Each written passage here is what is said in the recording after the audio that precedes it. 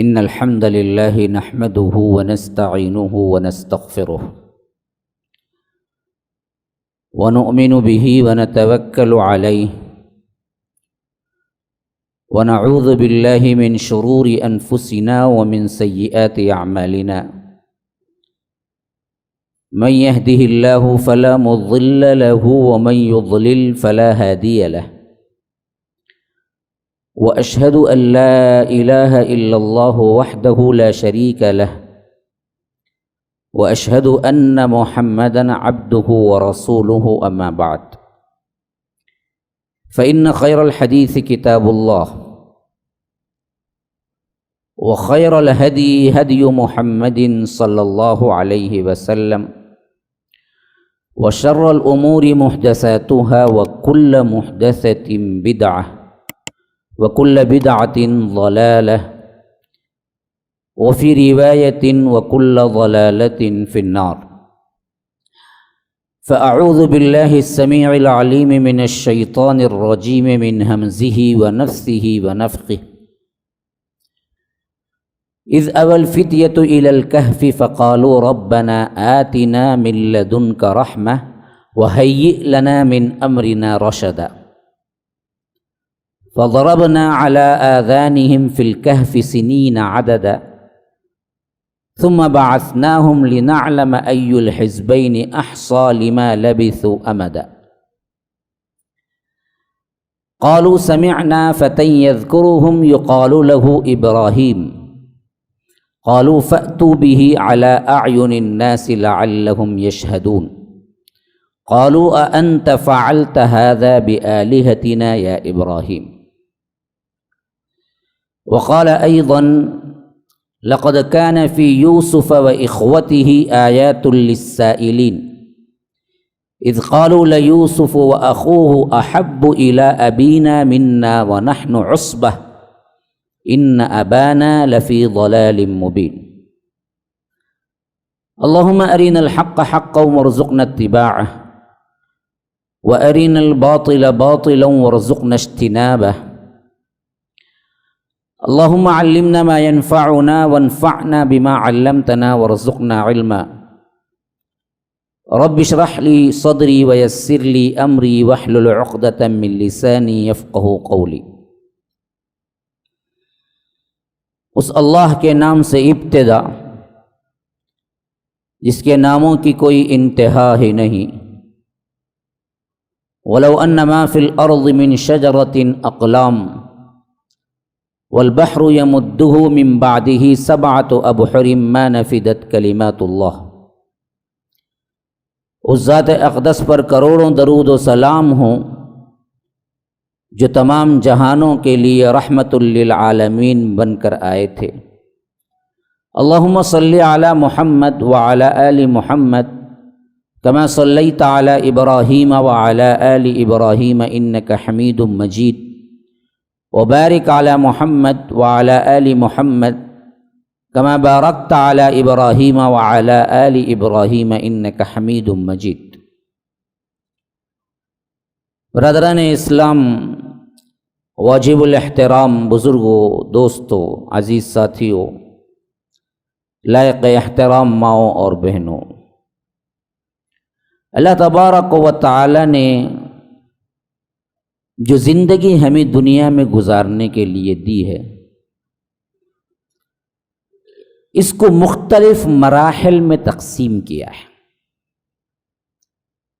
اور ان میں بھی اہم ترین مرحلہ نوجوانی کا ہے، پھر جوانی کا ہے،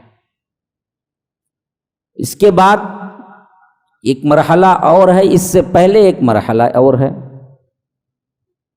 اصل میں دیکھا جائے تو ان دونوں مرحلوں کے درمیان جو نوجوانی اور جوانی کا ہے، یہی اصل انسان کی قوت، طاقت، خواہشوں، امیدوں، آرزوں، امنگوں اور ہر چیز کا اصل لطف لینے کا دور ہے۔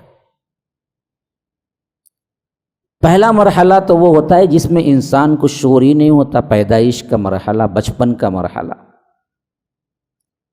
اور دوسرا مرحلہ وہ ہوتا ہے جو جوانی کے بعد آتا ہے، کہولت کا مرحلہ، بڑھاپے کا مرحلہ۔ اس مرحلے میں شعور ہوتے ہوئے بھی انسان بے بس ہوتا ہے۔ پہلے مرحلے میں نہ شعور ہوتا ہے، نہ اس کے بس میں کچھ کام ہوتا ہے۔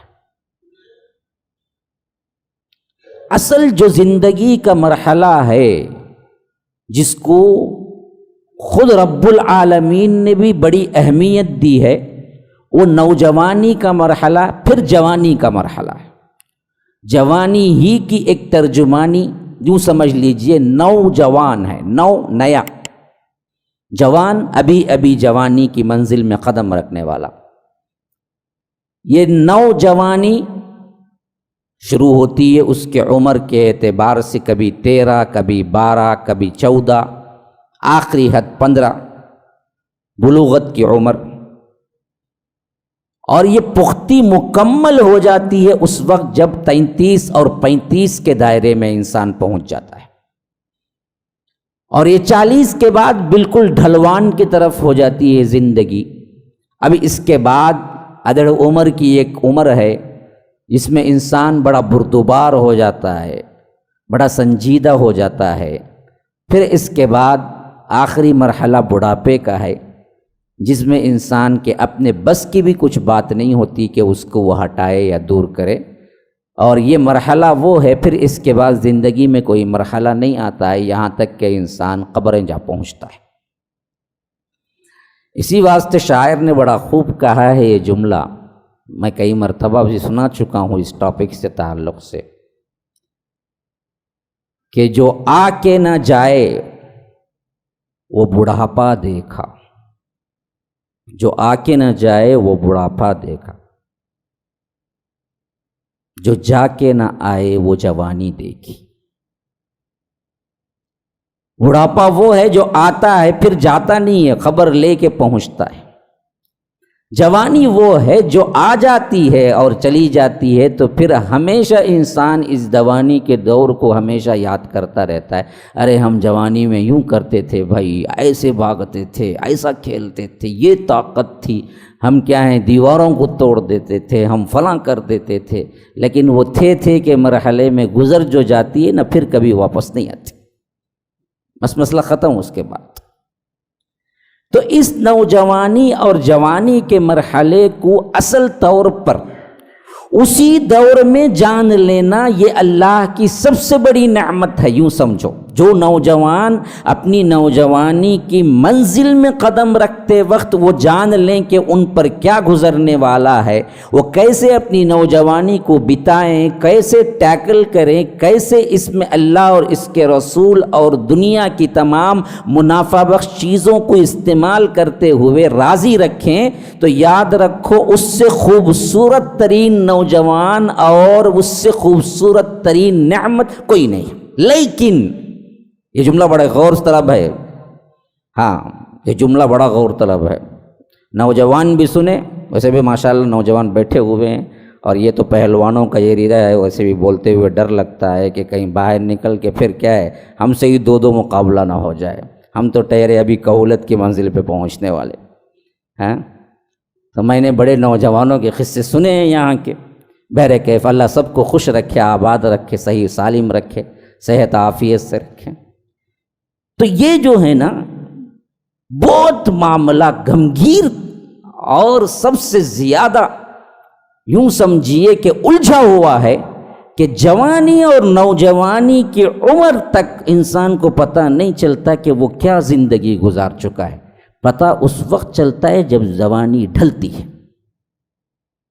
99.9% نوجوان جب نوجوانی کی منزل میں قدم رکھتے ہیں تو ان کو پتہ نہیں ہوتا کہ یہ کیا چیز ہے جو رب نے نعمت کے طور پہ دی ہے، یہاں تک کہ وہ سمجھ کے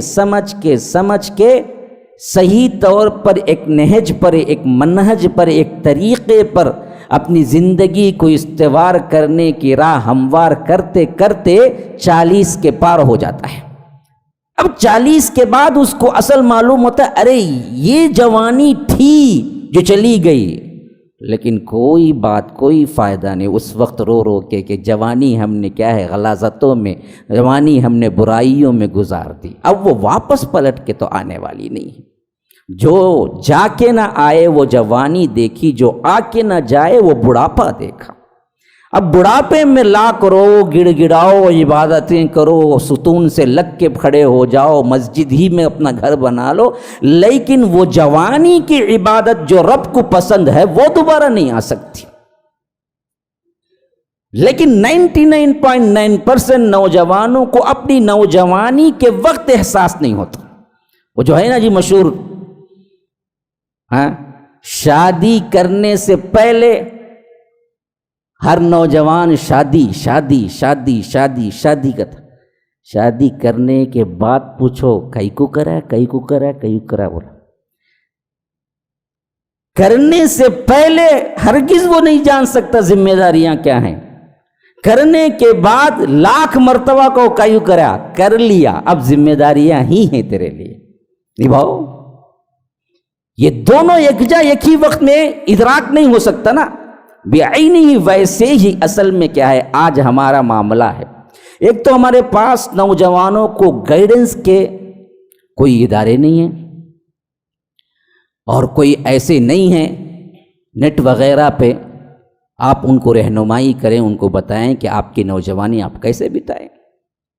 لیکن اس کے برعکس کیا ہے، نوجوانوں کو بگاڑنے، جنسی نوعیت سے برباد کرنے، اور نوجوانوں میں فحاشی، عریانی، ڈپریشن اور اسی طرح کے کیا ہیں فلسفیانہ طور پر موشگافیاں اور ان کے فکری طور پر منہجی اعتبار سے غلطیاں، اس کو ابھارنے کے لیے سینکڑوں چینلز ہیں، سینکڑوں کیا ہیں گمراہ کن لیڈرز بیٹھے ہوئے ہیں۔ اب نوجوان جائے تو کہاں جائے؟ مصلحین کی کمی ہے،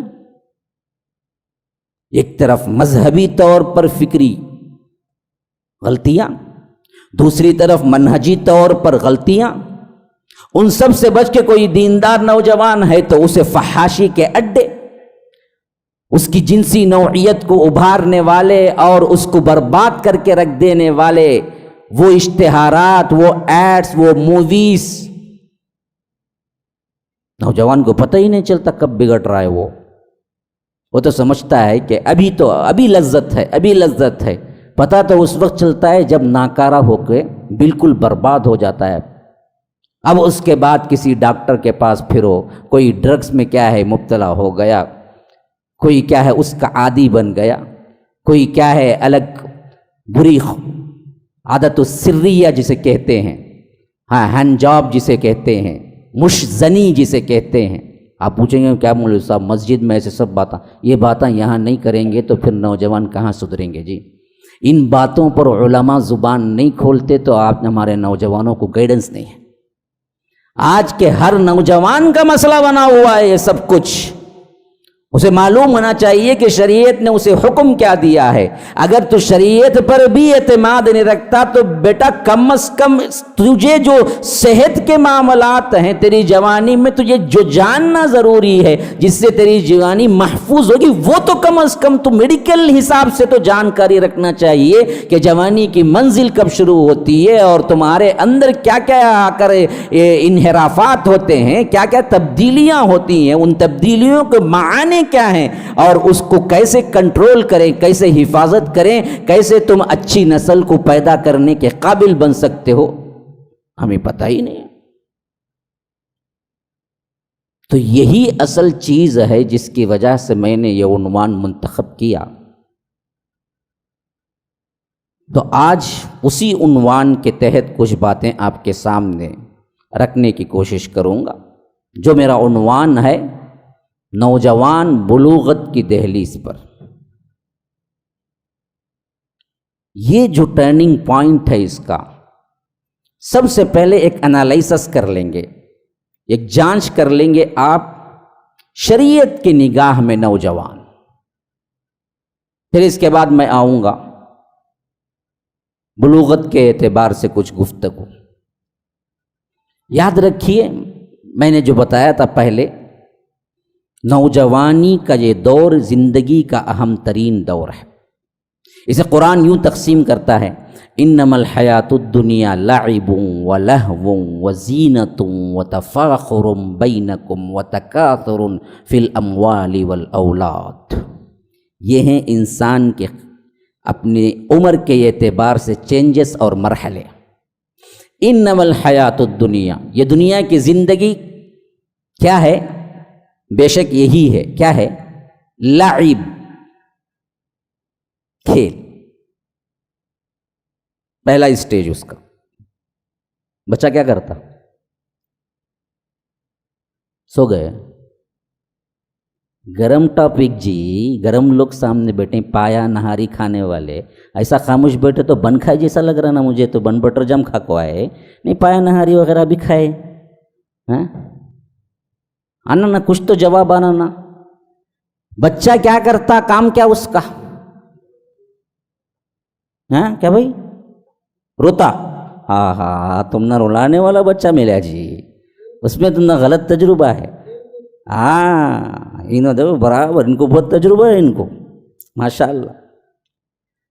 بچہ اصل کام جو ہے نا اس کا کھیلنا. روتا سو کب کا تو وہ تمہیں کہتے بھی چاکلیٹ دے کو چھپا لیے رہیں گے، جیب میں ڈال لیے رہیں گے، تب انہیں روتا چاکلیٹ دیو چاکلیٹ دیو. سب بچے روتے نہیں، انہوں نے ان کے کام. لیکن کرتا اصل کام کیا ہے؟ جوانی سے پہلے کا بچپن پورا کس میں ہے؟ کھیل میں. اس لیے اللہ بولا انما الحیات الدنیا لعب، کھیل. اتنا شوق رہتا انہیں، نہ باپ کی سنتا، نہ ماں کی سنتا، نہ کھانے کی پرواہ، نہ بھوک کی پرواہ، نہ دھوپ کی پرواہ. کھیلوں گا کہتا، ٹائم ملا بھاگوں گا کہتا. با نکو جا با پڑھ با، نہیں میں کھیلنے جاتا ہوں. یہاں گیا وہاں غائب، کہاں با گیا کھیلنے چلے گا کہتا. کیا رے کھیلیج کرے؟ ہو کھیلیج کہتا. سب سے پیاری چیز اسے اپنے بچپن کی کھیل ہوتی. یہ پہلا اسٹیج جس میں بڑی معصومیت کا کھیل ہوتا. کھیل بھی کیسا کھیل؟ بڑا معصومانہ کھیل. ہاں چھوٹا بچہ جو ہے نا جی، ہر ایک کو پیارا لگتا. اس کے چھوٹے چھوٹے ایکشنز، چھوٹے چھوٹے کھیل جس میں ذرا برابر بھی برائی کی بو بھی نہیں ہوتی، فحاشی اوریانی کی بو بھی نہیں ہوتی، بالکل معصومانہ کھیل. ہاں نہ اسے جھوٹ آتی، نہ اسے آ کر کیا ہے ایسے چیزیں آتی لوگوں کو دھوکے دینے، کچھ نہیں. بس جو بھی ہوتا. اب دیکھیے بچوں کا آپ دیکھے ہوں گے، 2-3 بچے کسی گھر میں ہی، یا 4 بچے کزنس کے ان کے ہیں، تو آپ ذرا دیکھیے بات میں 2 منٹ میں لڑ لیں گے، 2 منٹ میں مل لیں گے، خوش بھی ہو جائیں گے، گلے بھی مل لیں گے، پیار بھی کر لیں گے، چھوڑ بھی دیں گے، مار بھی لیں گے. نہ ان کا مار ہوتا ہے، نہ ان کا غصہ ہوتا ہے. غصہ بھی 2 منٹ کا ہوتا ہے، ملن بھی 2 منٹ کا. بہت بڑا آدمی غصہ کرا تو تیری میت کو بھی نہیں آؤں گا رے، میں تیرے جنازے کو بھی نہیں آؤں گا رے بول کو جاتا نا، صحیح میں نہیں آتا. اتنا غصہ. بچے کا غصہ 5 منٹ کا غصہ، 5 منٹ لڑتا، 5 منٹ مل لیتا. ہر چیز اس کے واسطے بالکل کھلی ہوئی کتاب کی طرح رہتی. اسے جھوٹ معلوم نہیں، اسے آ کر برائی معلوم نہیں، اسے گالی معلوم نہیں، اسے دھوکہ بازی نہیں معلوم، اسے کیا ہے اسی طرح کے دوسرے جو کچھ بھی غیبتیں ہیں وہ سب کچھ نہیں معلوم. بالکل سیدھے فطرت پہ ہوتا. بگڑتا بولے تو ہمیں ڈالتے، اسے گالی ہمیں سکھاتے. میاں بیوی روز لڑتے ہیں، گالیاں دے لیتے ہیں ایک دوسرے کو. بچہ کیا بولیں گا؟ وہ غلط بولیں گا انہیں بھی. ماں باپ بالکل فصیح اردو میں بات کر رہے ہیں. کبھی آپس میں کوئی گالی گلوچ کبھی ہواش نہیں دونوں کے درمیان. بچے کی زبان بڑی فصیح ہوگی. کیوں؟ انہیں سنا ہی نہیں دوسرا کچھ، انہیں جو سنا وہی بولتا. ماں باپ کا ایٹیٹیوڈ بالکل محبت کے دائرے میں ہے اور ایک دوسرے کے احترام میں ہے، تو بچہ بے ادب نکل ہی نہیں سکتا، کیونکہ اسے ماحول جو ملا وہ صرف ادب کا ماحول ملا. خرابی جب باہر جائے گا تب لے آئے گا. بہت سے بچے اسکول میں بگڑتے ہیں، گھروں میں نہیں بگڑتے. گھر کے ماحول تک جب 1 سال 2 سال کا ہوتا اچھے ہوتے. پہلی گالی سکو آتا اسکول کا پہلا دن رہتا، وہاں جا کے سکو آتا. جب باہر جانے کا پہلا دن رہتا. یاد رکھو، سب اسکولوں کو نہیں بول رہا ہوں، عمومی. تو پہلا مرحلہ جو ہے نا معصومیت کا کھیل کود، بس مسئلہ ختم. کھا لیے پی لیے سو گئے. یہ زندگی بڑی معصومانہ ہے. لیکن دوسرا اسٹیج آتا اسی کھیل کے اندر لعب و لہ. لہ بھی اصل میں ایک طرح کا کھیل ہی کو بولتے ہیں، لیکن یاد رکھیے عربی میں لہ وہ چیزیں آ جاتی ہیں جس کے اندر فحاشی اور عریانی بھی شامل ہو جائے. ابھی بھی وہی نوجوانی کی منزل میں قدم رکھتا تو بھی کھیل ہی ہوتے، لیکن اس کے کھیل میں جنسی نوعیت آ جاتی، اس کے کھیل کے اندر اٹریکشن آ جاتا، اس کے کھیلوں کے اندر بے حیائی جھلکنے لگتی، اس کے کھیلوں کے اندر برائی جھلکنے لگتی. یہاں سے لہو شروع ہو جاتا. یہ وہ مرحلہ ہے جہاں سے وہ نوجوانی کی منزل میں قدم رکھتا ہے، جہاں پر وہ کیا ہے بالکل ہی 10 11 12 سال کی عمر میں ہوتا ہے، جہاں سے وہ تھوڑا تھوڑا جھوٹ بھی سیکھنے لگتا، تھوڑا تھوڑا بد کلامی بھی سیکھنے لگتا، تھوڑے تھوڑے اپنے مفادات کی چیزیں چھپانا بھی شروع کرتا.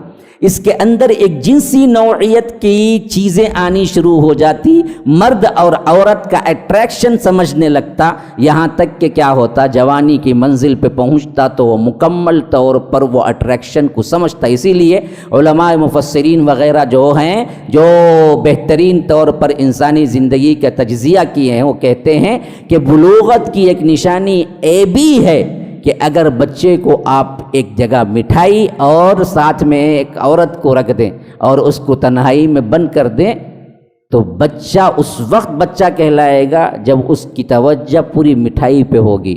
وہ معصوم بچہ ہے. لیکن جب اس کی مٹھائی سے ہٹ کے عورت پہ نظر ہوگی تو وہاں سے وہ بڑا ہو گیا. آج کے بچوں کو بول نہیں سکتے، آج کے بچے بھی مٹھائی کو نہیں دیکھیں گے. ٹی وی اور یہاں کے جو نیٹ وغیرہ کے موویز ہیں ان لوگوں کو اتنا بڑا کر دیا وقت سے پہلے. وہ زمانے میں ہم نے سنا تھا کہ کئی کو شادی ہو جاتی تھی، کمرے میں آتے تھے، ان کو پتہ نہیں ہوتا میاں بیوی کرنا کیا ہے. آج 3ویں 4ویں میں پورے لیٹراں پاس ہو جاتے ہیں، 5ویں میں بھاگ کو بھی چل جاتی، 6ویں وغیرہ میں باپ بھی بننے کا ارادہ کر لیتے. یہ سب اب عام ہو چکا ہے. لا حول ولا قوت. وقت سے پہلے بڑا ہو جانا بھی بہت بڑی خطرے کی بات ہے. تو یہ چیزیں اللہ کہتا ہے، تو یہ دوسرا اسٹیج ہے لہو. ہاں، لعب پھر لہو، جس میں کھیل تماشا تو ہے، لیکن اب کھیل تماشا اصل میں مطمع نظر نہیں ہے. کھیل تماشے کے ذریعے جنسی نوعیت کی تسکین چاہتا ہے، برائی میں پڑنا چاہتا ہے. اس کے لیے بے حیائی اور فحاشی میں اسے لذت محسوس ہونے لگتی ہے. ہاں، تو یہ دوسری چینجز ہوتے ہیں اس کے اندر جو لعب و لہ کے ساتھ پہنچتا ہے. اور اس کے بعد وزینہ، اب اس میں پورا مکمل جوان بن جاتا ہے. اب اس کے بعد دیکھیں نا اس کی زندگی، کب دیکھو خالی اینک کے سامنے کھڑ جاؤ، یوں کریں گا بالا، یوں کریں گا، ایسا ایسا کریں گا، ویسا ایسا کریں گا، پورے جھوپڑے اوپر ہی. ہاں، یہ بال ایسی کٹنگ میں اچھا ہوں، ویسی کٹنگ میں اچھا ہوں، یہاں کیسا ہے، یہ وہ کریم لگائیں گے، یہ پاؤڈر لگائیں گے. انہیں دیکھتی نا میں کیسا ہوں گی، ذرا جا کو کیا ہے ایک مرتبہ میں بھی اینک میں دیکھ لے گا. جو میں وہ لوگ اینک نہیں ملا تو بھی کیا کرتے، موبائل میں کیمرہ ہے اٹھا کو دیکھ لیتا میں کیسا ہوں. انہیں دیکھی نا اس ٹائم پہ میں کیسا تھا، پرواہ نہیں، دیکھی تو برابر ہی دیکھی رہیں گی انہیں، میں بھی ذرا اچھا خوبصورت ہوں. یہ جو ہے نا زینت، یہ مکمل جوانی ہے. یہ زینت پورا مطمع نظر، پورا ٹارگٹ صرف زینت پہ ہوتا اس کا. میں کیسا ہوں، میں کیسا ہوں، میں کیسا بننا اور اچھا. 4 جنے سے پوچھ لیتا کپڑے پہنا تھا، کیسا لگتا ہوں جی، میں ہیرو کے سر کا لگ رہا ہوں نہیں، میں اس کے سر کا لگ رہا ہوں نہیں. انہیں آیا نا اس نے ایکٹر ویسا چھو نہیں، میں بھی ذرا. اب آدمی بولے ہو بھائی ہو، بہت خوش، دل میں اتنا خوش ہو جاتا گویا کہ کیا ہے اسے بہت بڑا پیسہ مل گیا ہے. وہ زینت. اب یہ زینت کے بعد کمائی کی منزل میں قدم رکھتا، جاب کرو، کماؤ، جماؤ. تو وہاں سے کیا شروع ہوتا، وَتَفَاخُرٌ بَيْنَكَ، ایک دوسرے کے درمیان تفاخر شروع ہوتا. انہیں کیا کماتا ہے 50,000، 1 لاکھ کمانا. اس کا نہیں کیا گاڑی ہے، ارے ماروتی جی، نہیں میں بینز لینا. میں تفاخر. اب پورا مطمع نظر، اچھی زندگی، لائف اسٹائل چینج کرو.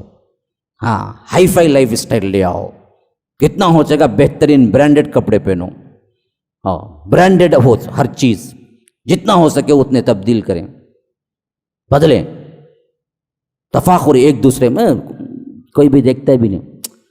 ہاں کیا ٹائم ہے؟ پھر نیچے، پھر ایک چار، ٹائم کیا ہے؟ ہاں کیا جی نہیں کی؟ ہاؤ جی 15,000 کی گھڑی جی کل ہی لے لگایا سو. اچھا اس کے ایسے اٹھا اٹھا کو ٹائم دیکھ لیے 4 مرتبہ. ہاؤ دیکھ کو پوچھنا نہیں، کون بھی پوچھے نہیں. تو اتنا کاسٹلی پہن کے آیا ہوں، اتنے کاسٹلی چیزیں خریدا ہوں، کوئی بھی پوچھتا نہیں مجھے. پوری توجہ اسی پہ ہوتی، تفاخر بینکم. پھر وہاں سے شادی ہوتی، بچے ہو جاتے. اب ڈھلوان کی عمر پہ پہنچتا، وتکاثر. اب کیا کرنا؟ اب تفاخر سے زیادہ تکاثر میں ہوتا اسے پورا خیال. اب دراصل ایک دوسرے کے اوپر شیخی بھکارنا، ایک دوسرے کے اوپر کیا فخر کرنا، وہ نہیں. جماؤ جماؤ جماؤ.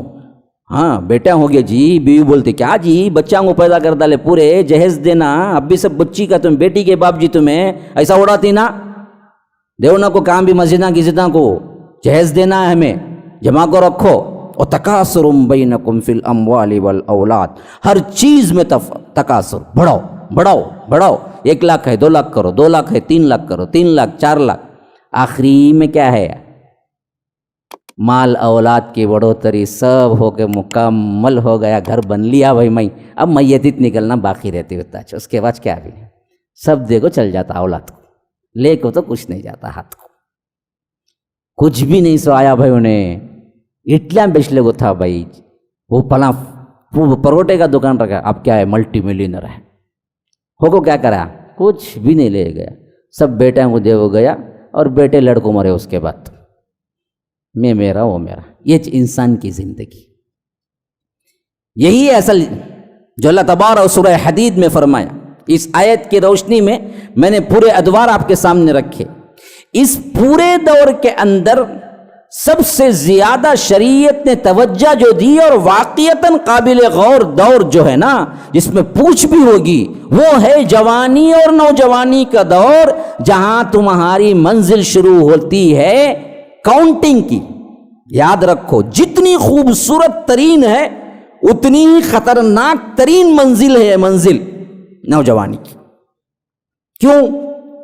رفع القلم عن 3. اللہ کے رسول صلی اللہ علیہ وسلم نے فرمایا، دیکھو 3 ایسی شخصیتیں، 3 چیزیں ہیں جن سے قلم اٹھا لیا گیا ہے. یعنی لکھتا نہیں قلم، تمہاری کاؤنٹنگ نہیں ہو رہی ہے، کیا کر رہے ہیں سب معاف، نامہ اعمال چل رہا نہیں تمہارا. ایسی حالت میں مر گیا جنتی، کچھ نہیں چلانا، نامہ اعمال نہیں چلانا. رفع القلم عن 3. 3 لوگ جن سے قلم اٹھا لیا گیا، نامہ اعمال برا کرو اچھا کرو کچھ بھی کرو لکھت میں نہیں آ رہا ہے. اس میں ایک کون ہے؟ الصبی حتی یحتلم. بچہ یہاں تک کہ کیا ہے بلوغت کو پہنچ جائے، بلوغت کو پہنچا وہاں سے کاؤنٹنگ شروع اس کی. اب تمہاری ایک ایک حرکت پر کیا ہوگا؟ نیکی یا بدی لکھی جائے گی، اور یہی کاؤنٹ ہے جس کاؤنٹ پہ تمہیں جنت یا جہنم کا دروازہ کھلے گا. فمن ثقلت موازینہ، تو یاد رکھو یہ اگر بھلائی کا پلڑا بھاری ہوگا فاولئک هم المفلحون، جنت ہے. ومن خفت موازینہ، اگر یہ نیکی کا پلڑا ہلکا ہوگا تو یاد رکھو فاولئک الذین خسروا انفسهم فی جہنم خالدون. اب یہی ہے خسارہ اٹھانے والوں میں سے، اور یہی ہیں اصل میں اصحاب جہنم جانے والے. وہ کاؤنٹنگ جو پلڑا بھاری اور ہلکا ہونے کا ہے، وہ کاؤنٹنگ بچے کو نہیں ہوتا. بچے پر سے قلم اٹھا لیا گیا، کاؤنٹنگ کہاں سے شروع ہو رہی؟ جیسے ہی بلوغت کے دروازے پہ پہنچا وہاں سے شروع ہو گئی. اس واسطے شریعت کی نظر میں نوجوانی کی دہلیز میں آنا، نوجوانیت کے دائرے میں آنا معمولی بات، بڑا سینسیٹیو معاملہ ہے. اور ہمارے باپ اور ہمارے ماں، ہمارے والدین اسی میں سب سے بڑی غفلت کرتے ہیں، اور بعد میں چیختے چلاتے ہیں لڑکی چلے گئی، اس سے بھاگ گئی، یہاں بھاگ گئی. پرسوں وہاں پر گیا تھا ایک پروگرام میں، انہوں نے خاص طور پر کہا کہ مول صاحب ہمارا گاؤں ہے لیکن 1 دن یا 2 دن یا آ کر 1 ہفتہ نہیں گزرتا ایک نیوز ضرور آتی کہ فلاں لڑکی مسلمان بچی جو اپنا باپ تن من دھن سب کچھ خرچہ کر کے اسے پڑھایا لکھایا اچھا بنایا خون پسینہ ایک کیا، لیکن عاشقی کی غیر مسلم سے اور پورے گھرانے کی ناک کو ڈبویا اور بھاگ گئی۔ 15-20 دن بعد کہاں رہی پتہ نہیں، خود آ کے باپ کے سامنے کہتی ہے کہ یہ میرا شوہر ہے، یا تو قبول کرو یا تو ہم کورٹ میرج کریں گے اور ذلیل کریں گے۔ اور باپ آنکھوں میں کیا ہے، بالکل جھکائے شرم سے پانی پانی ہو کر جھکتا ہی ہے اس اپنے بیٹی کے سامنے۔ یہ صرف یہاں کا وہاں کا نہیں ہے معاملہ، ہر گھرانے کا معاملہ ہے، اور یہ بھی سازش بھی ہو رہا ہے۔ یہ اندھا عشق اور محبت جو تمام چیزوں کو، دین کو، اہل و عیال کو، ماں باپ کو، رشتہ داروں کو، سب کچھ چھوڑنے پہ مجبور کر دیتا ہے نا، یہ بین جو شروع ہو رہی ہے نا وہ یہی بلوغت کی ہے۔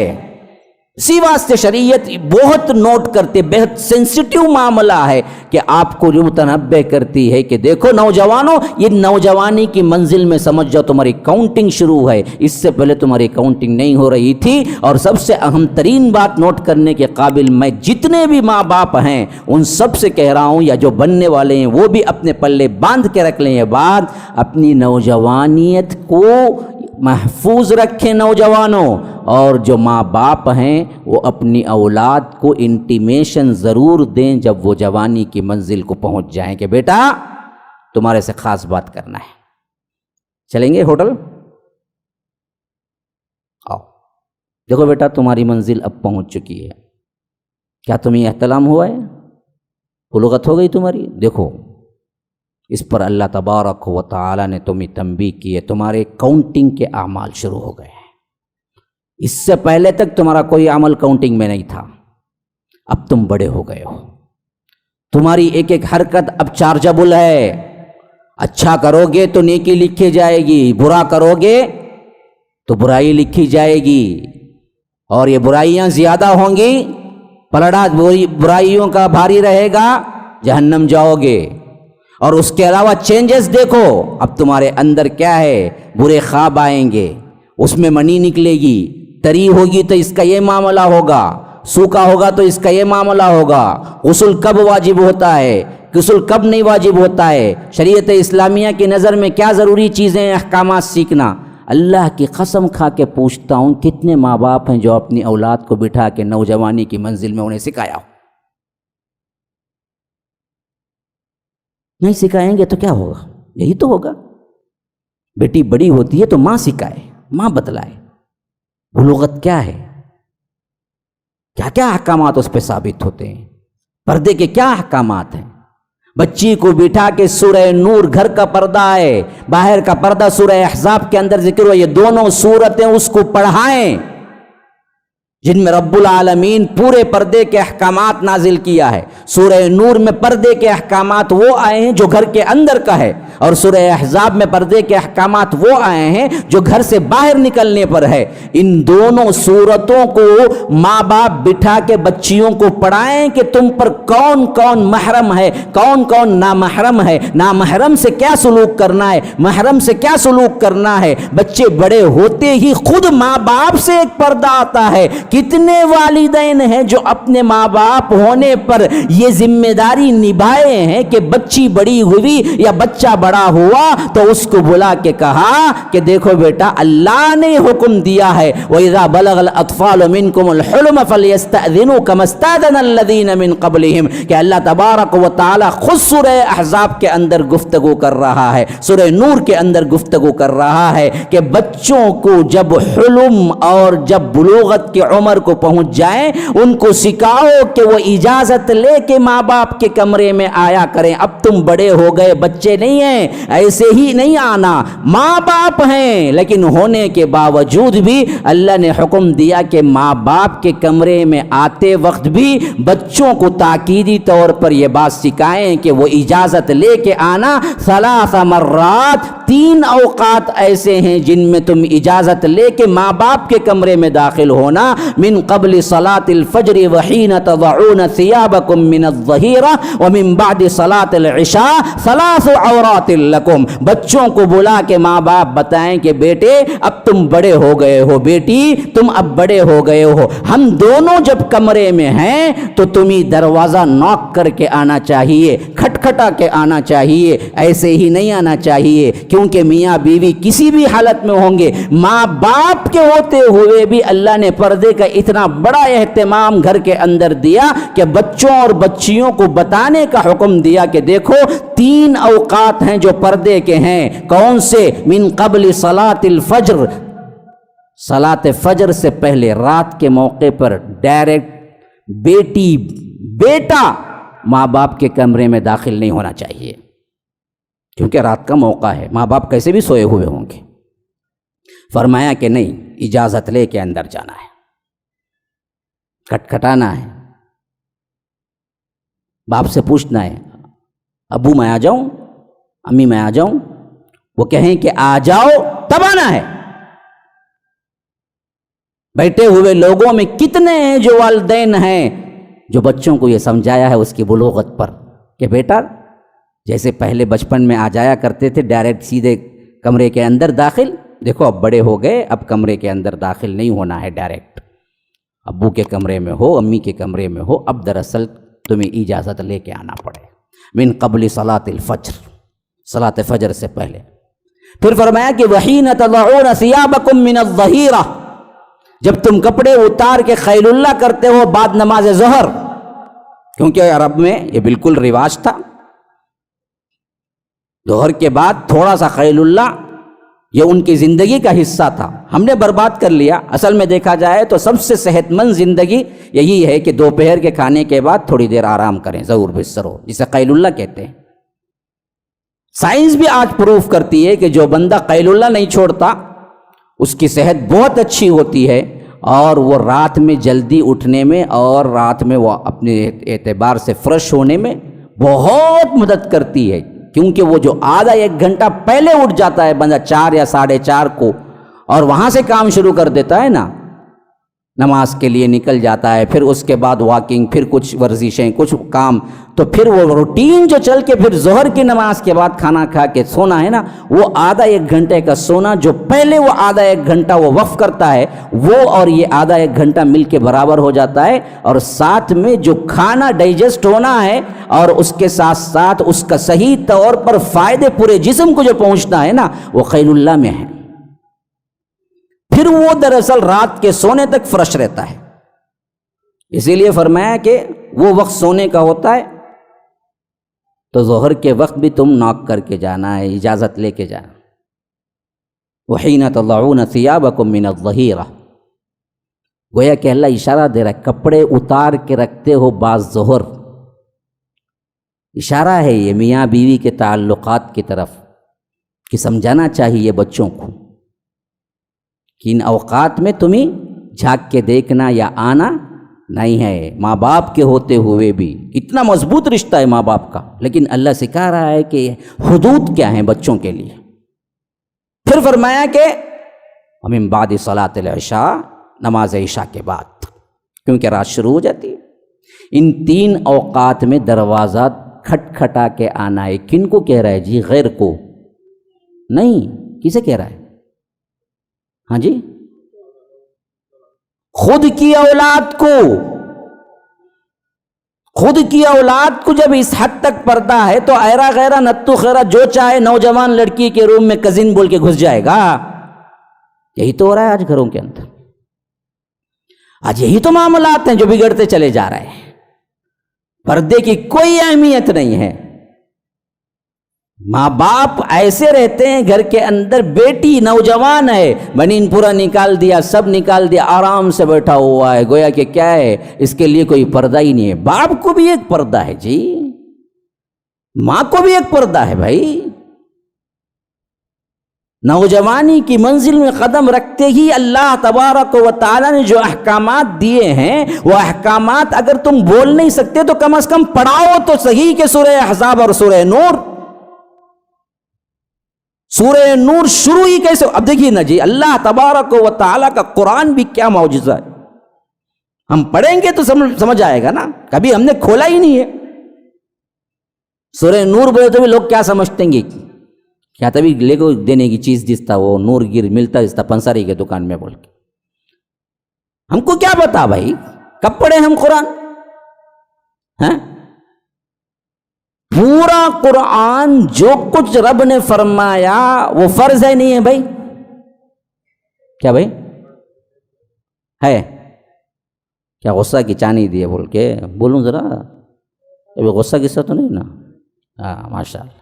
ایسا مذاق بھائی ڈر جاؤ نا کو بعد میں بہت زیادہ سیریس ہوئی تو مجھے بھی ڈر لگتا کہاں تھا ایمبولینس بلانا نہ پڑے کر دو. ذرا ہنستے کھیلتے بات سمجھ گئے تو آسانی سے بات سمجھا سکتے ہیں ہمیں بھی. پورا قرآن جو بھی ہے اس پر عمل کرنا فرض ہے نہیں ہے نہیں بھائی؟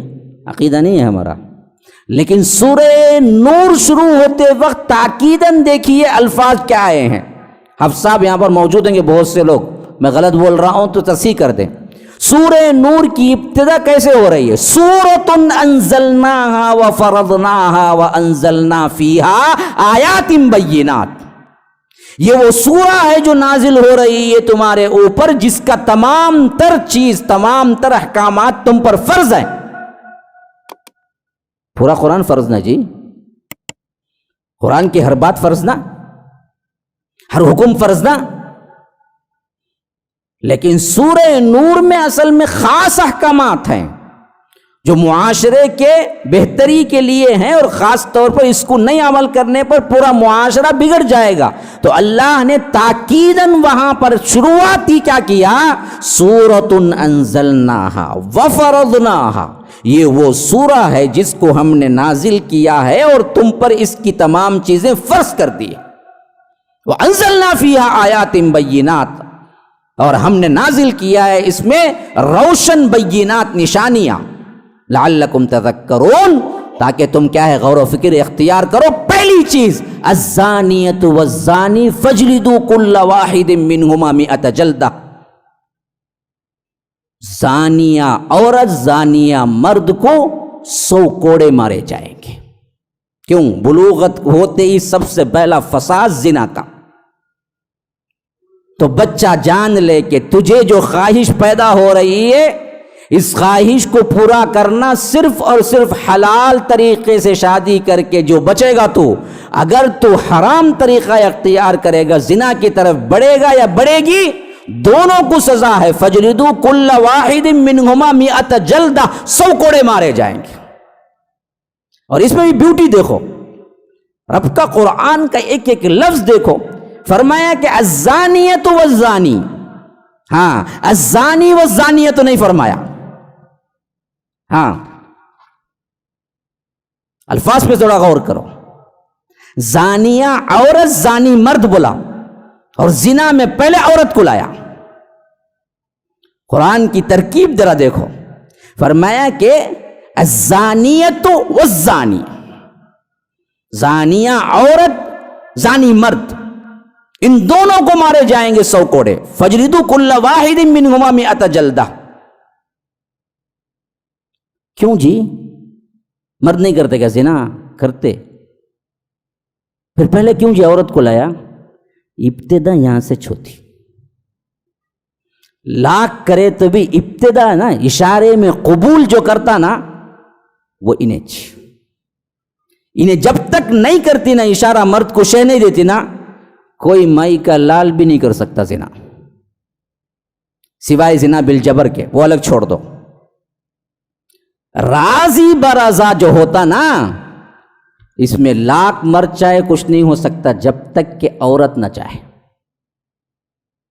اس کے اشارے، اس کے دکھانے، اس کے جو کچھ اللے تللے، اس کے ایکشنز جب تک قبول ہے کی اجازت نہیں دیتے، مرد کچھ نہیں کر سکتا.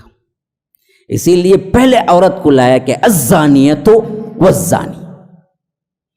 اب ہر بچے کو آپ پڑھائیں کہ شریعت کا یہ حکم ہے بیٹا کہ دیکھو تمہارے اندر ابھرنے والی جو چیز ہے، اللہ تبارک و تعالی نے جو جنسی نوعیت کی تسکین دی ہے بیٹا، آج سے تم جو محسوس کر رہے ہو ایک عورت کو چاہیے کہ ایک مرد کی ضرورت، ایک مرد کو چاہیے کہ ایک عورت کی ضرورت، یہ حلال طریقہ نکاح ہے۔ اگر تم عاشقی کرو گے، تم کالج میں جاؤ گے، کسی کو پکڑو گے، منمانی طور پر کرو گے، یاد رکھو زنا ہے، اور شریعت اسلامیہ ہوتی تو تمہیں 100 کوڑے مارے جائیں گے، تو بچی پہلے سے الرٹ ہوتی نہیں ہوتی؟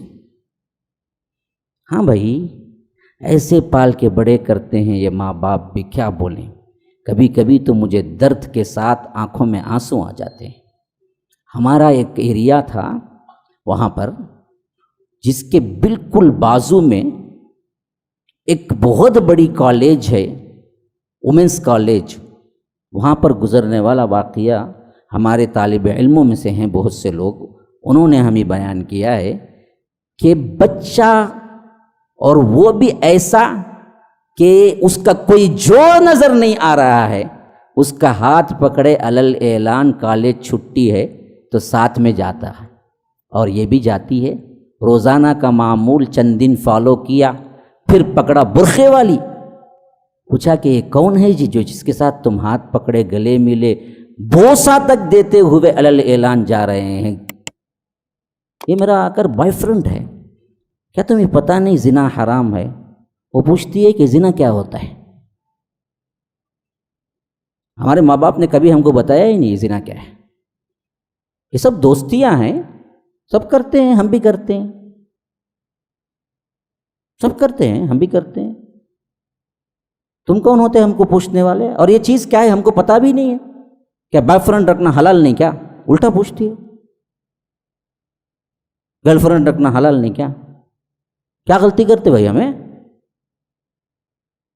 پتہ ہی نہیں آج کے نوجوان کو، یہ خراب ہے۔ اتنا زمانہ بگڑ گیا کہ عام طور پر جو چیز سب کو معلوم ہوتی تھی، اس زمانے میں وہ فن کی صورت اختیار کر لی تو کہتا ہے کہ مجھے معلوم نہیں ہے۔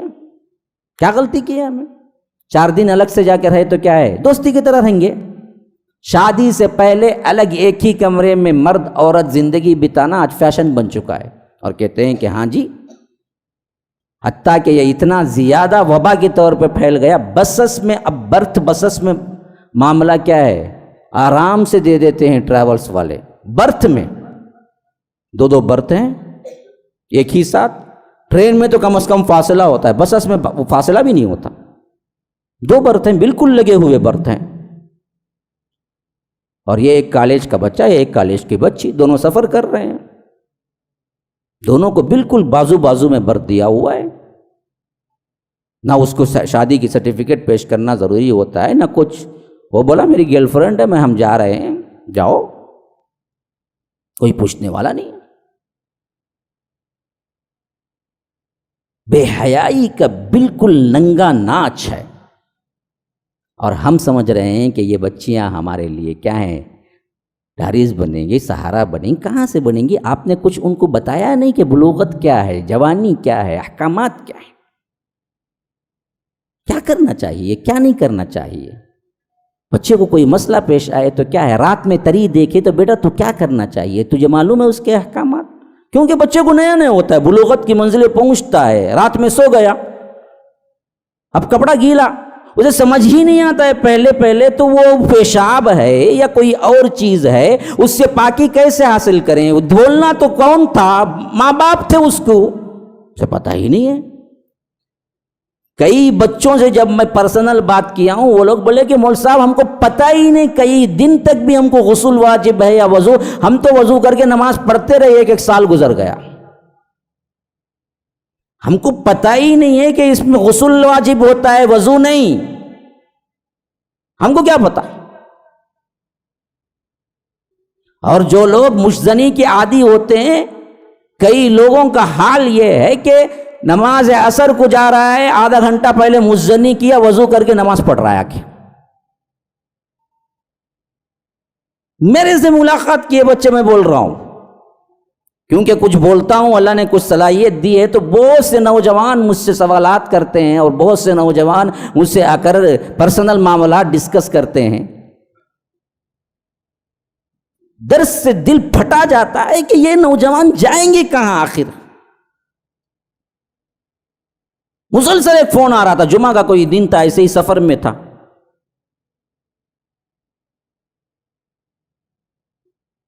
2-3 مرتبہ اگنور کیا، فون پہ فون آ رہا تھا، میں فون اٹھایا، پوچھا، بالکل ایک 17-18 سال کے نوجوان کی آواز، السلام علیکم شیخ، بولو میں آپ کی ویڈیو بہت دیکھتا ہوں، ایک بہت بڑا مسئلہ ہو گیا ہے۔ بولو جی کیا مسئلہ ہوا؟ میں آ کر قرآن ویڈیوز میں پڑ گیا ہوں، لاکھ چاہتا ہوں یہ ننگی فلمیں نہ دیکھوں لیکن کنٹرول نہیں ہو رہا ہے، اتنا عادی ہو گیا ہوں ایک دن بھی نہیں رہ سکتا دیکھے بغیر، حالانکہ میں نماز پڑھتا ہوں، میں توحید پہ بھی ہوں۔ کیسے روکیں گے ان کو؟ کیسے سمجھائیں گے؟ جیسے نشے کے عادی ہوتے ہیں ویسے ہی ان فلموں کے عادی ہوتے ہیں نوجوان، اس کے بغیر کوئی رات نہیں گزرتی ان کی۔ ٹی وی وغیرہ تو بیکار ہے اس کے سامنے، حد حد حد حد حد، بے شیطان بھی شرما جائے۔ اسے کیسے ریٹرن لائیں گے؟ کیسے بچائیں گے اپنے نوجوانوں کو؟ حتیٰ کہ مردوں میں نہیں، عورتوں میں بھی یہی بیماری ہے، بچیوں میں بھی یہ بیماری ہے، عام ہوتی جا رہی ہے، کیونکہ کسی دوست کی ضرورت نہیں پڑتی، کسی گروپ کی ضرورت نہیں پڑتی، کسی سے پوچھنے کی ضرورت نہیں پڑتی، تم اکیلے کمرے میں بیٹھو، موبائل اٹھاؤ، سب آزاد ہے، کھلا ہوا ہے نیٹ، جو چاہے ٹائپ کرو، دیکھو، مزے اٹھاؤ۔ پھر وہ کہاں سے نمازوں میں خضوع آئے گا؟ کہاں سے آ کر وہ گھر گرہستی میں آئے گا؟ کہاں سے وہ آ کر جاب میں دل لگائے گا؟ کہاں سے وہ کچھ بنے گا، کچھ پیسہ کمائے گا؟ کہاں سے وہ انسانیت کے دائرے پہ آئے گا؟ کچھ بھی نہیں، پوری بربادی ہو کے رہ جاتی ہے۔ 25-30 سال میں تو اتنا کھوکھلا ہو جاتا ہے، یاد رکھیے اگر اسے شادی کر دیں تو بچہ پیدا کرنے کی صلاحیت بھی کھو دیتا ہے۔ اسی واسطے کئی جوڑوں کو سال بہ سال ہو جاتے شادیوں کے، بچے نہیں ہوتے، کیونکہ وہ تو نوجوانی کی منزل میں جب آیا اسی وقت نوجوانی کو وہ برباد کر دیا، ہاتھ سے نکالتے نکالتے نکالتے نکالتے، اسی لیے مشزنی کہتے ہیں اس کو۔ ایک حدیث میں تو یہاں تک آیا ہے کہ اس پر اللہ تبارک و تعالیٰ کی لعنت ہو، اس پر جو یہ کرتا ہے، اپنے ہاتھ سے نکاح کرنے والے پر اللہ کی لعنت ہو۔ اس کا صحیح موقف تمام ائمہ میں یہی ہے کہ یہ حرام ہے، اور اس کی سب سے بڑی دلیل سورہ مومنون کے اندر کی آیتیں ہیں، جس میں رب العالمین فرماتا ہے والذین ہم لفروجہم حافظون، یہ وہ لوگ ہوتے ہیں جو اپنی شرمگاہوں کی حفاظت کرتے ہیں، الا علی ازواجہم، سوائے اس کے کہ وہ اپنی بیویوں کے ساتھ، او ما ملکت ایمانہم، یا اپنی لونڈیوں کے ساتھ اپنی شرمگاہ کی حفاظت نہیں کرتے، ان دونوں کے ساتھ جائز ہے، الا استثناء ہے بس۔ کون کون؟ بیوی لونڈی، اور لونڈی کا رواج تو آج ختم، تو ایک باقی رہ گیا، لونڈی تو وہاں سے بنے گی نا جی جہاں سے جنگ ہو کے آئے گی، اب لونڈی کو نہ خرید سکتا ہے نہ بیچ سکتا ہے، تو رواج ہی ختم، اب تو صرف ایک ہے بیوی، الا علی ازواجہم، بیویاں ہیں یا تو لونڈیاں ہیں، اللہ نے اس وقت کے حساب سے او ما ملکت ایمانہم فإنہم غیر ملومین، ہاں ان دونوں کے سامنے وہ پردہ نہیں کیا، اپنی خواہشات کو پورے کیا تو اس پر کوئی ملامت نہیں ہے۔ فمن ابتغى، ان دونوں کی راہ چھوڑ کر کئی دوسری راہ اختیار کی، وراء ذلک، یہی ہے اصل میں حد سے گزر جانے والا ہے، فاولئک ھم العادون۔ تو مفسرین اور محدثین کہتے ہیں کہ اللہ نے صرف اپنی شرمگاہ کو حلال کرنا یا لذت اٹھانے کا معاملہ صرف اور صرف بیوی کے لیے جائز قرار دیا، اس کے علاوہ اپنے ہاتھ سے یا آ کر دوسرے کسی اور طریقے سے جو بھی اس میں سے لذت اٹھائے گا فمن ابتغى وراء میں آئے گا ضرور بالضرور، اور یہ فن ابتغى وراء حرام میں آتا ہے۔ تو اس دلیل کے اعتبار سے معلوم ہو گیا کہ مشزنی حرام ہے۔ کوئی قوت والا نوجوان ہے، اپنی نوجوانیت پر کنٹرول نہیں پا رہا ہے، شادی کر لو، سیدھی سیدھی بات ہے۔ تمہارے بیٹے کی عصمت عزت کی ضرورت ہے تو تم شادی کر کے رکھو، کھلاؤ، اس کی بیوی کو بھی کھلاؤ، اس کو بھی کھلاؤ، لیکن بیٹا تو محفوظ رہے گا نا۔ انہیں کمانا، انہیں جمانا، تب بھی شادی کرنا، کون بولا؟ شریعت کا حکم کہیں نہیں ہے یہ۔ استطاعت ہے تو کر لو، بولے اللہ کے رسول، مال کی استطاعت نہیں، جوانی کی استطاعت۔ ہاں، یا معاشر الشباب، اے نوجوانوں کی جماعت، من استطاع منکم الباءۃ فلیتزوج، دیکھو جس کے پاس بھی قوت با ہے، با کہتے ہیں جوانی کی قوت کو، جس کے پاس بھی قوت با ہے وہ شادی کر لے۔ یہی حال خواتین میں بھی ہے، جن کے اندر ہارمونز کے اوپر نیچے ہونے سے کسی کو زیادہ شہوت ہوتی ہے، کسی کو کم شہوت، جو بھی ہے حلال طریقے سے شادی کر لو، حلال طریقے سے گزارو، حرام نہیں۔ حرام میں تمہاری زندگی کی بھی بربادی ہے، حرام میں تمہاری قوت کی بھی بربادی ہے، حرام میں تمہاری صحت کی بھی بربادی ہے۔ مین سب سے اہم ترین بات گناہ ہے اور اللہ کی ناراضگی ہے، اور اس گناہ میں پڑنے والا نہ اپنی صحت برقرار رکھ سکتا ہے، نہ اپنی نسل، سب کمزور ہو جاتے ہیں۔ تو جوانی کی منزل میں قدم رکھنے پر کچھ احکامات، کچھ سہولتیں، کچھ چیزیں ہیں جو ماں باپ کی ذمہ داری بنتے ہیں کہ ان کو سکھائیں، لیکن ہم نے کیا کیا؟ چھوڑ دیا۔ زمانہ ہوا ہے ہم نے چھوڑا ہوا۔ میرے خیال سے 50 سالہ دورے پر جو نسل آئی ہے نا، اب جو 25-20 کے دائرے میں ہے نا، اب جو 25-20 کے دائرے میں ہے، ان کے باپ 25 سال پہلے جوان رہے ہوں گے، شادی کیے ہوں گے، تو یہ جو ان کی 25 اور ان کی 25 ہے نا، یہ 50 سالہ دور میں ہماری زندگیوں اور معاشرے اور گھریلو زندگیوں میں اتنی بڑی تبدیلی آئی کہ یہ نصیحتیں کرنا ماں باپ نے اپنی ذمہ داری سمجھائی نہیں، چھوڑ دیا۔ اس واسطے ان بدبختوں نے کیا کیا؟ نیٹ پہ تلاش کیا، ان کو حرام کاری ہی دکھی، وہ حرام میں ایسے پڑے کہ ان کو پتہ ہی نہیں چلا کہ یہ سب حرام ہے، کیونکہ اصل گائیڈنس جن کو تجربہ تھا ان کو دینا چاہیے تھا، انہوں نے دیا ہی نہیں اور انہوں نے سمجھا ہی نہیں۔ سمجھا ذمہ داری کیا ہے عمومی طور پر ماں باپ نے؟ اچھا کھلا دو، اچھی کیا ہے بہترین کالج میں پڑھا دو، ان کے خواہشات کے مطابق ان کو گاڑی، کار، یہ سب چیزیں لے کے دینا ہے دے دو، اور اس کے علاوہ کیا ہے من مانے جب بھی وہ آ کر جو کچھ بھی کرتا پھرے وہ ہماری ذمہ داری نہیں ہے۔ حالانکہ بلوغت کی منزل پہ پہنچتے ہی بچے کو نوٹ کرنا، نگرانی کرنا کہ اس کی راتوں میں یہ اٹھتا ہے نہیں اٹھتا ہے، کروٹیں بدلتا ہے، سوتا ہے، جیسے ہی مونچھ کے بال تھوڑے سے بڑھنے کے، یعنی جسے مسیں بھیگ رہی تھی، مسیں بھیگنا کہتے ہیں، جن میں بال ابھی نہیں آتے ہیں، بال آنے کا ایک سنہرا کلر ہے نا، وہ دراصل یہاں جمنا شروع ہو جاتا ہے، جس کا ایک انٹیمیشن ہوتا ہے کہ یہ بلوغت کے بالکل قریب ہے۔ تو بچے کو اس وقت، بچی کو وہی وقت جب اس کے صدر پر اس کی چھاتی بڑھنا شروع ہوتی ہے، تو یہ دراصل انٹیمیشن ہوتا ہے کہ اب بچی منزل پہ ہے۔ وہ تو نگرانی کرتے ہوئے خود پوچھنا بچے سے کہ بیٹا تم نے کچھ تری دیکھی، تمہارے اندر کچھ ریاکشن ہوا، کچھ ہو رہا ہے تمہیں؟ اگر ہے تو دیکھو یہ طریقہ ہے، یہ بلوغت ہے، ڈرنے کی کوئی بات نہیں ہے۔ ماں ہوتی تو ماں سمجھانی چاہیے کہ دیکھو یہ خون عادی ہے، یہ غیر عادی نہیں ہے، یہ عادی چیز ہے، ایسے ہی نکلتا ہے، اس میں نماز سے رکنا ہے۔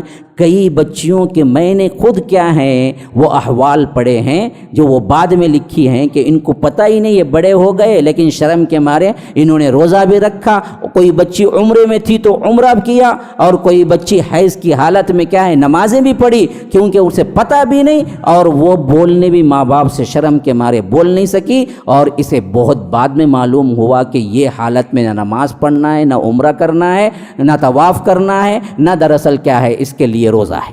بہت بعد جا کے معلوم ہوا۔ کیوں؟ نہ باپ نے توجہ کی، نہ ماں نے توجہ کی۔ اس کے احکامات یہ ہیں، کوئی سکھایا ہی نہیں، کوئی بتایا ہی نہیں۔ کتنے لوگ ہیں جو خود پڑھ کے حاصل کرتے ہیں؟ بیٹھے ہوئے نوجوانوں میں 13-14 کے کون ہیں جو کتاب الطہارہ پڑھے ہیں؟ اگر وہ پڑھیں گے تو سمجھ آئے گی نا تمہیں طہارت کے احکامات، وہ تو پڑھے ہی نہیں کوئی۔ ہاں جی، میں پوچھتا ہوں کون ہے اس میں کتاب الطہارہ پڑھے؟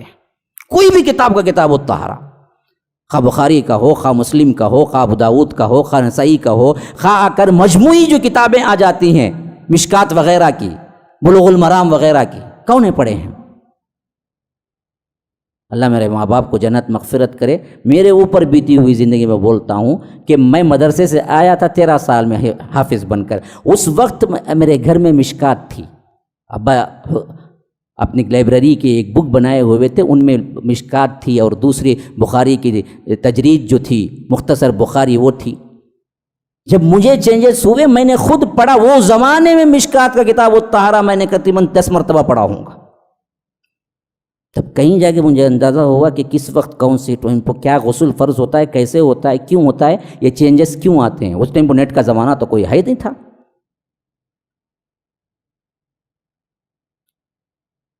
بچوں کو کتابیں تو کم از کم دے سکتے، بولنے میں شرم محسوس ہو رہی تو کتابیں تو دے سکتے ہیں نا جی۔ دیکھو یہ کتابیں پڑھو، اس میں مسائل ہیں تمہارے، کچھ بھی نہیں کرتے، نہ بچے خوش شوقین ہیں کہ پڑھ کے جانے کیا ہے، جانتے نہیں ہیں۔ پھر میں نے کئی مرتبہ ورکشاپ کتاب الطہارہ رکھا ہے، آج بھی موجود ہے یوٹیوب میں، 2 ٹاپکس عنوانات پر 3 گھنٹے تقریباً میں نے کیا ہے اس میں، ایک کتاب الطہارہ کے نام سے، ایک بلوغت سے بڑھاپے تک تقریباً ورکشاپ تھا وہ 3 گھنٹے کا، جس میں خالص نوجوانوں کو جمع کر کے میں نے بتایا کہ نوجوانی میں کہاں سے گزرتے ہو، کیسے گزرتے ہو، اور کن احکامات سے تمہیں کیا ہے پالا پڑتا ہے، اور تمہیں کرنا کیا ہے، اصول کیا ہے اس میں۔ نوجوانی کی منزل میں قدم رکھا معلوم نہیں، مثالاً بیان کرتا ہوں اگر کہ آپ لوگ میں بھی کئیوں کو کیا ہے حل مل جائے، بندہ سو گیا، بندہ سو گیا۔ ابتدا کیا ہوتی ہے؟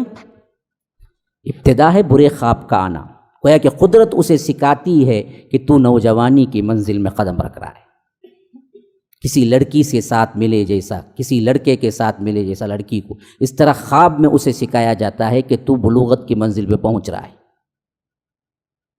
اب اس خواب کو، جسے برا خواب کہتے ہیں شریعت کی اصطلاح میں، اس خواب کو دیکھا یاد ہے، نماز فجر کو اٹھا،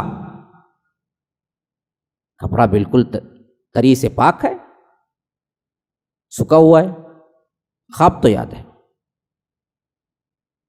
اس کا حل کیا ہے؟ اب وہ غسل کر کے نماز پڑھے گا یا بغیر غسل کے؟ آپ کی عمر 60 سال کے قریب 50 سال کے قریب لگتی ہے، آپ کو تو پتہ ہی ہے، میں تو ان بچوں کی بات کر رہا ہوں، ماشاءاللہ علم ہے۔ آپ امیجن کیجئے یہ صرف 13-14 سال کا بچہ جو ابھی پہلی منزل پہ قدم رکھا، اسے برا خواب کیا ہے پتہ نہیں ہے، اسے کب جنابت کی حالت ہے پتہ نہیں ہے، اب اس کے اوپر بیت رہی ہے تو وہ کس سے پوچھے؟ ماں باپ تو بڑھ کے سمجھنا چاہیے تھا نا، نہیں معلوم۔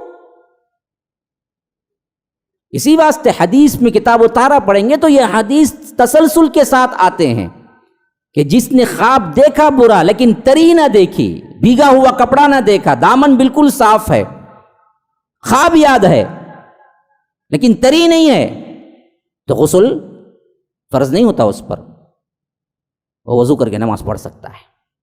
اس کے بالکل برعکس، برا خواب بالکل بھی یاد نہیں ہے اسے، لیکن اٹھا تو اس کا دامن بھیگا ہوا ہے، تو حدیث میں ہے کہ دامن بھیگا ہونا دراصل اس بات کی نشانی ہے کہ تمہیں احتلام ہوا ہے، ابھی احتلام ہونے کی وجہ سے تم کو کیا کرنا ہے؟ غسل کر کے نماز پڑھنا ہے، خواب تو یاد نہیں ہے اسے۔ اصول لیکن یہی ہے کہ تری جو، کیونکہ اللہ کے رسول صلی اللہ علیہ وسلم نے فرمایا کہ جو تری دیکھے وہ غسل کرے، اب یہ جو بھیگا ہوا ہے دامن، یہ احتلام ہے، اس کے لیے وہ کیا کرنا چاہیے؟ غسل کرنا ہی چاہیے، غسل کر کے نماز پڑھے۔ اب یہ غسل کے احکامات آپ کو اچھا غسل کا طریقہ کیا ہو جی؟ عادی غسل ہے، ہاں ہماری عادت کے طور پہ غسل ہے نا، ہمارے نوجوانوں کو پوچھئے آدھا گھنٹہ چلتا، کسی کا تو پونا گھنٹہ چلتا، خالی حمام میں گیا تو آتا اپنی کبرے گیا آنا رے، اماں بولتی بابا بولتا نکلتا نہیں میں ابھی ذرا میوزک سننے کو ہوں، ذرا مست ہوں، میں ابھی جب بھی پہلا صابن ڈالا میں 10 مرتبہ ڈالتا، میں اس کے بعد گورے ہونے کی پوری کوشش کرتا ہوں، دال کو اس کے بعد نکلتا آدھا 1 گھنٹے کے بعد، یہ عادی غسل۔ ہاں کم از کم ہمارے شاور میں اور اسی طرح ٹیپ میں نہانے والے کم از کم 5-5 6-6 بکیٹ تو نہاتے ہوں گے، اگر پانی کا آپ میجرمنٹ کریں تو ہمارے بچے جو یہاں کے نکلتے ہیں نا جی، وہ کم از کم تو 5-6 بکیٹ کا پانی تو استعمال کرتے ہوں گے۔ جبکہ اللہ کے رسول صلی اللہ علیہ وسلم کے بارے میں آتا ہے کہ وضو وہ ایک مد میں اور غسل 4 مد میں کر لیا کرتے تھے، یعنی 4 جگ پانی۔ مد کتنا بھائی ہوتا؟ ایک مد بہت سے بہت کیا ہے؟ 1 جگ پانی۔ 1 جگ پانی میں وضو ہو جاتا تھا اللہ کے رسول صلی اللہ علیہ وسلم کا، اور 4 مد پانی میں غسل ہو جاتا تھا اللہ کے رسول صلی اللہ علیہ وسلم۔ ایک بکیٹ لو آپ، 4 جگ پانی ڈالو، پاؤ بکیٹ بھی نہیں ہوگی، بس پاؤ بکیٹ میں نہا کے دیکھ لاؤ، کیا بھائی ہو گیا تم، کیسا بھائی نہائیں گے؟ پاؤ بکیٹ میں 4 مد پانی میں غسل کر کے نماز کو پہنچنے کے لیے آپ کو 5 منٹ بھی نہیں لگیں گے۔ ابھی نہیں کیا کرتا، فجر کے ٹائم پہ اٹھتا، غسل کرنا، ارے غسل کرنے میں کتنا وقت مجھے، پونا گھنٹہ، اب کتنا ہے ٹائم، 5 منٹ، آپ کو سو جائیں گے، اس کے بعد 10 بجے اٹھ کو کر لیں گے۔ کیوں؟ اسے غسل کا طریقہ ہی نہیں معلوم۔ انہیں کیا سمجھ گیا اپنے ذہن میں، جو عادی غسل ہی نہیں جاؤ کرتا نا، بکیٹاں اڈلتا نا، وہ غسل سمجھ گئے۔ نہیں، غسل جو طریقہ شریعت میں ہے جنابت کی طہارت کا غسل، وہ بہت معمولی ہے۔ حضرت میمونہ رضی اللہ عنہ کہتے ہیں کہ اللہ کے رسول صلی اللہ علیہ وسلم نے جنابت کا غسل کیا، میرے ساتھ تھے۔ غسل کیا تھا؟ پہلے اپنے ہاتھ دھوئے، پھر اس کے بعد شرمگاہ کو دھویا، پھر اس کے بعد نماز کی طرح وضو کیا، پھر اپنے اوپر پورا پانی بہا دیا، پھر اس کے بعد باہر نکل کے پاؤں کو دھو لیا۔ وضو جو نماز کی طرح کیا تھا اس میں پاؤں نہیں دھویا، مسئلہ ختم۔ یہ کر کے دیکھو، 5 منٹ بھی نہیں ہوگا تم نے، کوئی صابن استعمال نہیں کیے تو کوئی مسئلہ نہیں، تمہارا غسل پورا ہو گیا۔ غسل اس چیز کا نام ہے کہ اصل پانی تمہارے پورے جسم پہ پہنچ جائے، بس۔ اب تمہیں لائف بائی استعمال کرو، نہیں بائی بائی استعمال کرو، نہیں کیا طبی بائی استعمال کرو، وہ تمہاری اپنی عادت، کتنا ہونا کر لو بعد میں۔ غسل جنابت کے واسطے تمہیں اتنا کافی ہے کہ ہاتھ دھو، پھر اس کے بعد شرمگاہ کو دھو، پھر اس کے بعد نماز کی طرح وضو کرو۔ اگر یہ نماز کی طرح وضو میں پاؤں بھی دھو لیے تو پھر پورا پانی بہانے کے بعد پاؤں دھونے کی بھی ضرورت نہیں، کیونکہ 2 طریقے آئے ہیں اللہ کے رسول صلی اللہ علیہ وسلم سے، کہ کبھی اللہ کے رسول صلی اللہ علیہ وسلم پورا وضو تو کر لیتے نماز کی طرح، لیکن پاؤں نہیں دھوتے، پورا پانی بہانے کے بعد پاؤں باہر نکل کے دھوتے۔ یہ کیوں؟ علماء مفسرین محدثین کہتے ہیں یہ اس واسطے ہوتا تھا کہ جو فرش ہوتا تھا نا جی، وہ مٹی کا ہوتا تھا۔ اب مٹی میں آپ پاؤں دھو کے پھر مٹی میں پاؤں رکھو، کیا ہوگا؟ مٹی لگیں گی۔ ماربل بھی، ٹائلز کے تو نہیں تھے فرش اس زمانے میں ٹوائلٹ کے، تو اس واسطے اللہ کے رسول کیا کرتے تھے، پاؤں نہیں دھوتے تھے وضو میں، باقی کے تمام اعضاء وضو کی طرح وضو کر لینے کے بعد پانی بہا لیتے تھے، پانی بہا کے جو پاؤں دھونا باقی رہتا تھا باہر نکلتے تھے اور پاؤں دھو لیتے تھے۔ ہمارے ٹوائلٹ، ہمارے حمام وغیرہ میں اب ضرورت نہیں ہے، تو آپ جب وضو کر رہے ہیں 3 کام بس، ہاتھ دھو، شرمگاہ دھو،